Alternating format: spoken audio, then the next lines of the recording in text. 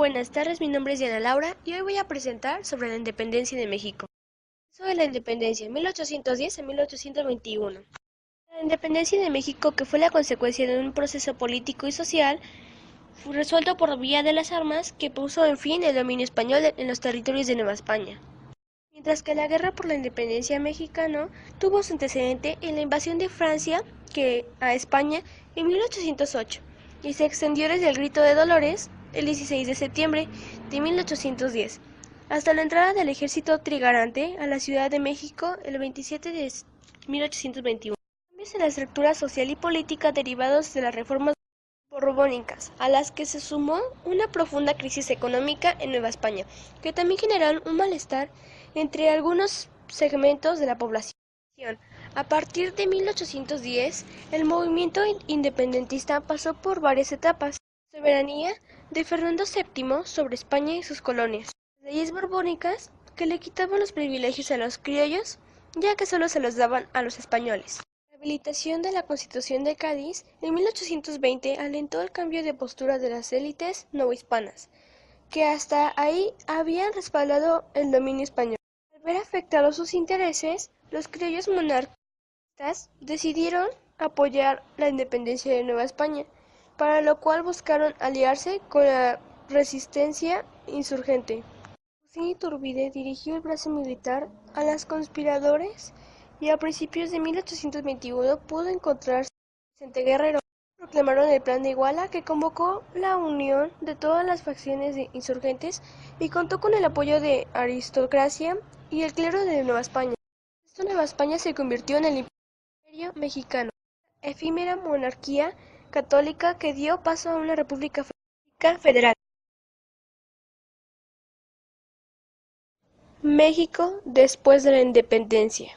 La consumación de la independencia de México fue el inicio de una larga era de casos. Inmediatamente después de ganar la Guerra de Independencia, Agustín Iturbide creó, con la ayuda de los conservadores, el primer imperio mexicano, 1822 a 1823. El resultado de estos desacuerdos fueron décadas de inestabilidad política. Después del gobierno de Iturbide, el Congreso mexicano creó la Constitución de 1824. El gobierno de Guadalupe Victoria entre 1824 y 1828 fue más o menos tranquilo gracias a los préstamos otorgados por Inglaterra, que permitieron cubrir los sueldos de los empleados del gobierno y el ejército. El Congreso, ante la presión de la masónica dirigida en México por el embajador estadounidense, mató a Anastasio Bustamante. La forma en que Bustamante llegó al poder y el asesinato de Guerrero motivaron un clima de contente que alentó el regreso de Santa Anna a la razón de héroe nacional por haber derrotado a las fuerzas españolas. Durante estos años, Antonio López de Santa Anna se transformó en la persona más importante de la nación, cambiando sus lealtades de acuerdo con qué banda tenía más poder en ese momento. El costo de la estabilidad fue la pérdida de la mitad del país, que favoreció a Estados Unidos. Texas se declara independiente en 1836 y California, Nuevo México y Arizona pierden al finalizar la guerra. México, Estados Unidos, 1846 a 1848. Ya que a Santa Anna lo encarcelaron, no le quedó más que vender una parte de México, la Mesilla. De esa forma, él podría quedar libre. Pero muchas de las personas ya no lo querían por ese mismo hecho.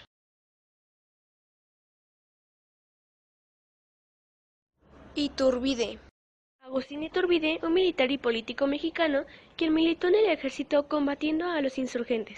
Fue designado comandante para combatir a Vicente Guerrero, jefe de los rebeldes en la Sierra Madre, con ideología opuesta a la implementación de la Constitución de Cádiz.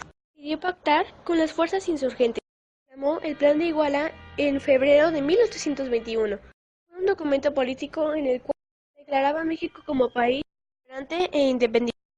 Santa Anna, durante su juventud, se dedicó al comercio por deseo de su padre, pero como él no pudo estudiar una carrera, se alistó en el ejército realista en regimiento Hijo de Veracruz, durante la guerra por la independencia de México. En ellos combatió el ejército insurgente en Tamaulipas, Veracruz. Luego se dio a conocer el Plan de Iguala. Se congregaron tres garantías: católica, independencia y unidad. Garantías: religión, católica, independencia y unión. El 7 de octubre de 1821, Iturbide tomó México, y pocos días después Santa Anna entró en Veracruz. Iturbide lo nombró comandante general de la provincia de Veracruz. Más tarde, se pronunció contra Iturbide a favor de la República, apoyando a Guadalupe Victoria. Ana prometió seguir los principios del Plan de Iguala, y más tarde, el 6 de diciembre, proclamó su Plan de Veracruz, en el que señalaba que un congreso debía reunirse para decidir una forma de gobierno que continuará los principios de religión, independencia y unión.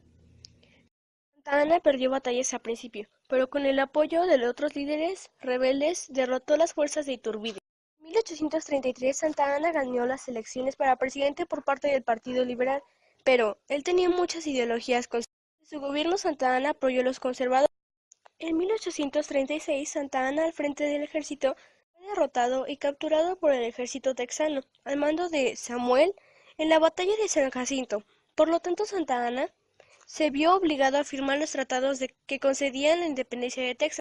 Regresó al poder, pero la gente ya no lo apoyaba a causa de la pérdida de Texas. En 1838 ocurre la Guerra de los Pasteles, donde los franceses querían que les pagaran una deuda porque toman Veracruz, y Santa Anna se puso al frente del ejército. Ante la defensa de Veracruz fue herido en una pierna, por lo que se la tuvieron que amputar. Más tarde se llegó a un acuerdo de paz con los franceses, por lo que Santa Anna fue visto como héroe. Tema 4. Santa Anna. Santa Anna se alistó en el ejército realista durante la Guerra de México, combatió al ejército insurgente, proclamó su Plan de Veracruz. Santa Anna perdió batallas al principio, pero con la ayuda de los líderes derrotó las fuerzas de Iturbide.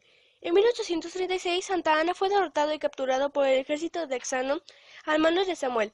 Por lo tanto, Santa Anna se vio obligado a firmar los tratados que concedían la independencia de Texas.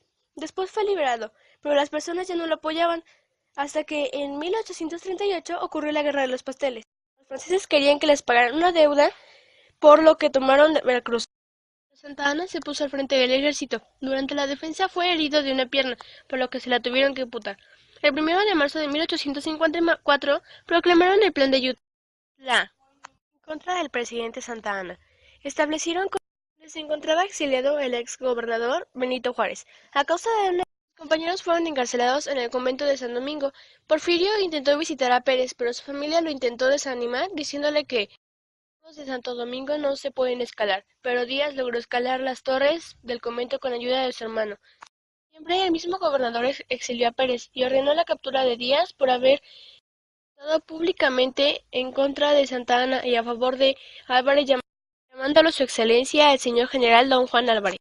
En agosto de 1855, Santa Anna renunció a la presidencia y, sin embargo, en el puerto de Veracruz, rumbo a Cuba, Juan Álvarez, quien había encabezado la revolución, se convirtió en presidente provisional. El 27 de agosto, Benito Juárez regresó de su exilio en el extranjero y fue nombrado gobernador de Oaxaca. Diferencias entre liberales y conservadores.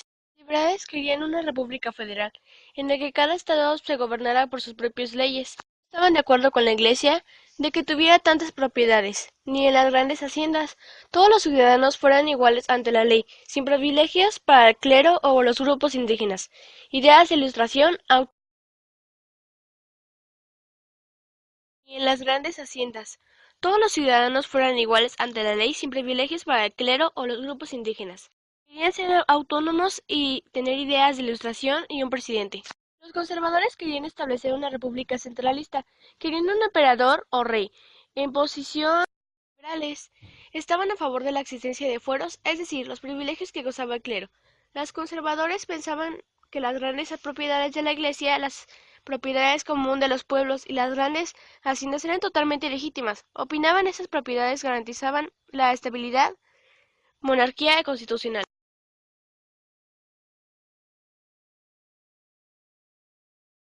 Benito Juárez. Las leyes de reforma son un conjunto de leyes expedidas entre 1855 y 1863 durante los gobiernos Juan Álvarez, Ignacio Confort y Benito Juárez. El objetivo principal de estas leyes era separar la Iglesia del gobierno o Estado.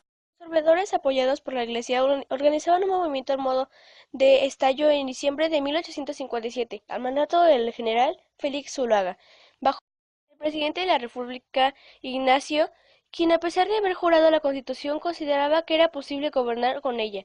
Fue realizada por Benito Juárez al expedir en Veracruz la Plan de Noria. La Revolución de Noria fue un movimiento político-militar dirigido por Porfirio Díaz en 1871 para impedir que Benito Juárez contendiera para una nueva reelección. Después de las elecciones presidenciales de julio de 1871, donde se representaron como candidatos Benito Juárez, Porfirio Díaz y Sebastián Lerdo de Tejada, informó que a Lerdo de Tejada correspondían 2.874, a Porfirio Díaz 3.555 y a Benito Juárez 5.837. Con esos numerosos, Juárez conseguía mantenerse en la silla presidencial por otros 4 años más. Se habían cometido muchas irregularidades a favor de Juárez, presiones y corruptelas.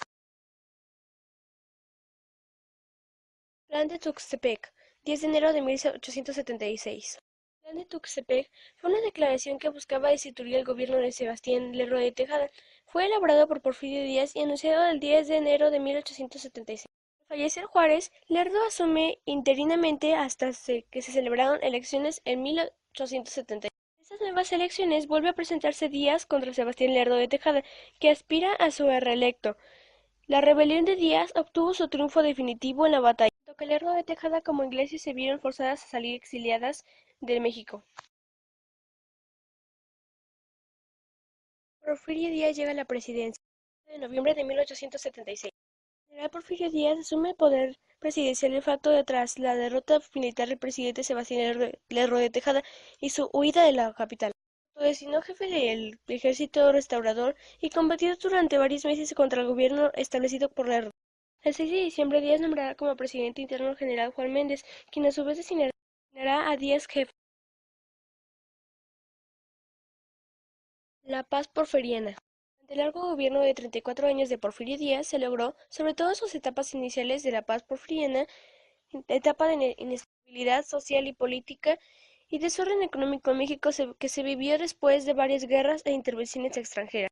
Entraban muchas caricaturas satíricas, que era como una burla al poder. Así que Porfirio Díaz siempre decía su frase "mátalos en caliente". Era cuando algo no le parecía, los tenían que matar. Organización, crecimiento económico e inversiones extranjeras. La economía porfirista a sus inicios tuvo que emprender una serie de medidas restrictivas que eran necesarias para lograr el reacomodo del país.